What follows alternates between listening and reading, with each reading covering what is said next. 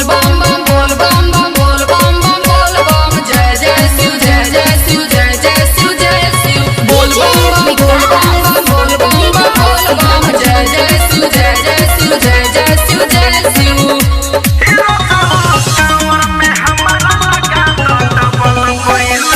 हर साल की भांति इस साल भी आप झूम रहे हैं और सुन रहे हैं धनंजय धड़कन को।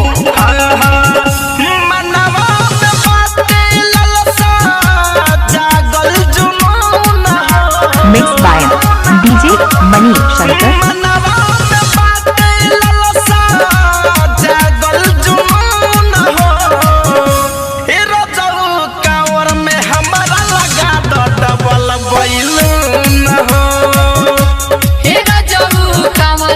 हमारा लगा दो डबल बैलून हो।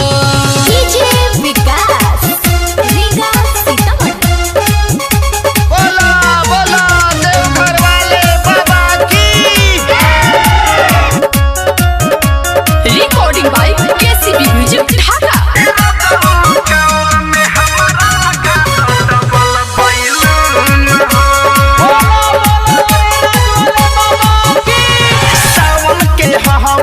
पावन महीना सभे रंगाइल गेरुआ साड़ी में, सभे रंगाइल गेरुआ साड़ी। हाँ चिंता न रखे में रौला बलमुआ चले जाइब मुखिया गाड़ी में।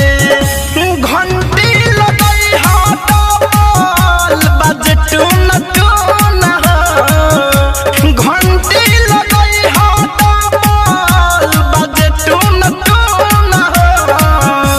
ए रोजऊ कांवर में हमारा लगा दा डबल बैलून हो।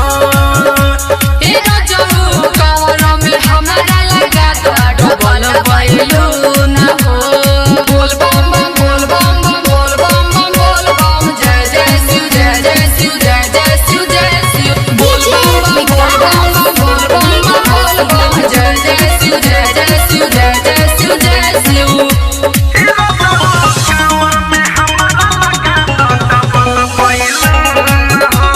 प्रेम से बोलिए बाबा भूतनाथ की। सबका से आगे ढारो बजलवा लागल बा मनवा में ललसा हो। DJ Mani Shankar। धड़कन धनंजय के बाजता गाना लागल बा भारी जलसा हो। संतोष तिवारी मितलेश नचे ही जून हो। संतोष अशोक दिनेश नचे ही जून हो। ए बलमु कहवर में हमारा लगा दो डबल बैलून हो। हे गजरू कांवर में हमारा लगा दो डबल बैलून हो।